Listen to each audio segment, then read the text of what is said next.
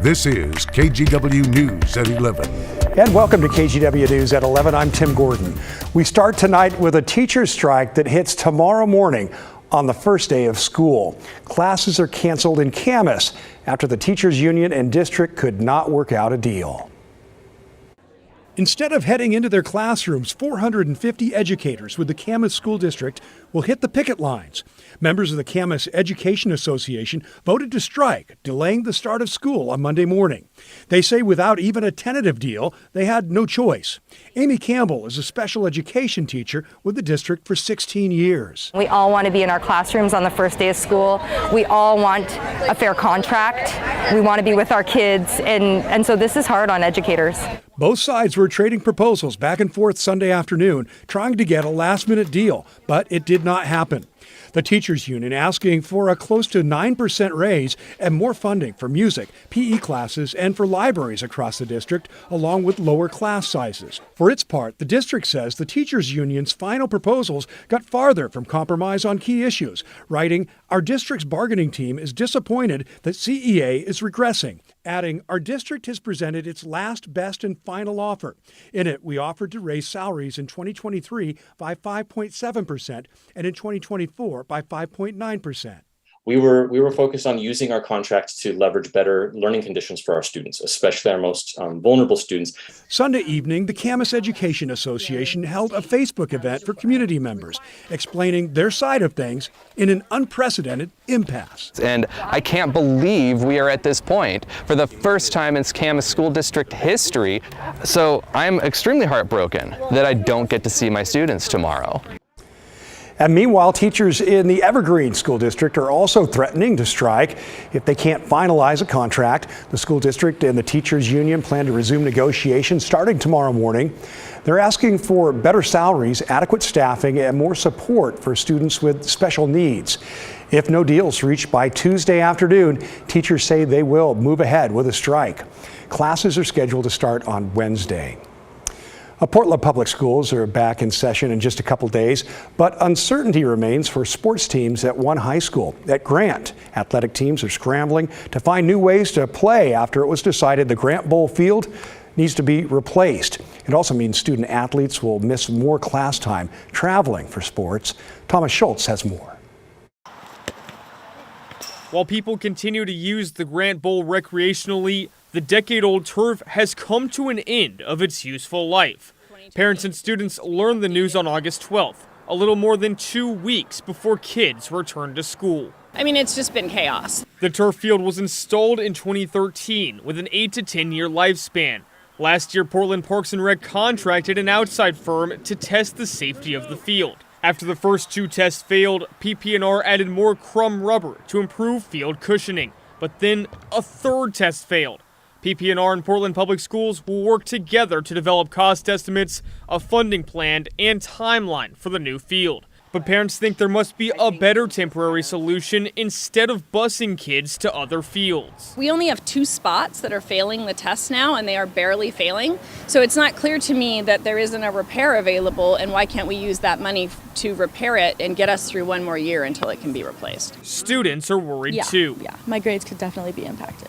While students can't use the field, others can. Since 2014, Portland Parks and Rec has received more than $300,000 in reservation fees at Grant Bowl. A park spokesperson says those fees cannot be allocated to one specific fund, like fixing this field. Instead, they fund daily operations for the Parks Department and are used in the general fund. It's not fair. This doesn't make any sense. Like, this is a field that people want to use. They're willing to pay for it. Now, despite declaration that the field will be ready by next school year, parents are losing faith. We've been told over and over again that it's going to happen and that they're going to get to play on the field and have varsity games. Parents are urging the Parks and Rec Department to give jurisdiction of the field to Portland Public Schools. They say besides the field repair, the Grant Bowl is also in need of lights and bleachers. Thomas Schultz, KGW News. Sounds like a lot of work there. All right, we're going to turn to weather now and bring in Ashley Grams, who's in the Weather Center. Ashley, a little cool down. Hopefully smoke clears out, right?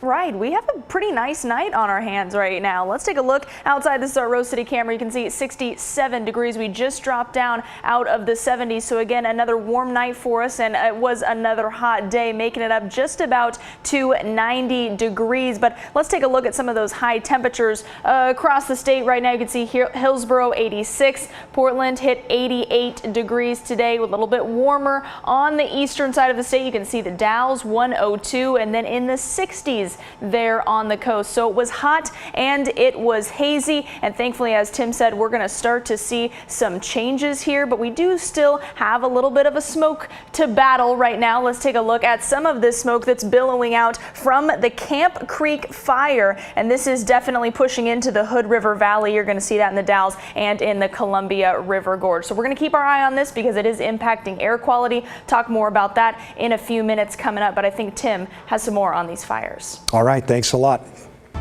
Yeah, we are keeping an eye on wildfires burning across Oregon right now. Fire officials held a community meeting earlier this evening in Sandy to update residents on that Camp Creek fire that Ashley was just talking about. The fire is burning in the Mount Hood National Forest, and since it first sparked on Thursday, the fire has grown to more than 1,200 acres now. Residents were concerned about the air quality, especially since the first day of school is just around the corner. As you might know, air quality near fires can fluctuate, and some folks are wondering if you're going to start school in time. As of right now, we plan to. Well, the start of classes for students in the Oregon Trail School District is Tuesday, September 5th. There are no evacuation orders at this time, and the fire is not threatening any structures. The biggest concern now is how close it is to the Bull Run water supply. Water Bureau officials say so far the water is just fine. Well, here's a look at all the fires still burning in Oregon. Most are in the southwest corner of the state. You see them there. The largest fire to burn so far this year is this flat fire in Curry County. It's burned more than 3,400 acres and is 58% contained. Well, up in Washington, officials in the Gifford-Pinchot National Forest are working to contain more than 45 new fires started by lightning strikes. Many of the fires are in steep, hard-to-reach terrain. While some crews are working to reach the flames on the ground, helicopter crews are dropping a lot of water from the air. So please be aware if you're traveling to any spots in the forest, stay clear of fire equipment if you see any, and be prepared for some closures as well. Well, one person is in jail tonight after stabbing two people in southwest Portland yesterday evening. According to police, they responded to a call around 10:30 at Pioneer Courthouse Square. They found a man with a stab wound in the neck there. A half hour later, police got another call to Southwest 10th Avenue for a man with a stab wound to the chest. Both victims are expected to survive. Within 10 minutes of the second stabbing, police were able to find a suspect and take them into custody. And any witnesses who may have seen either stabbing, you're asked to call police. Well, a heads up for drivers. Westbound lanes of I-84 at Biggs Junction are going to be closed starting tomorrow morning. That's because crews will be recovering two semi-trucks that crashed and went into the Columbia River yesterday.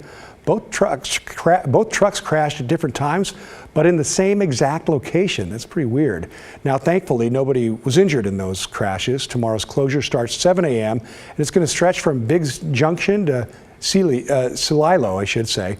It's unclear how long it'll take to remove the trucks. ODOT's asking drivers to use alternate routes.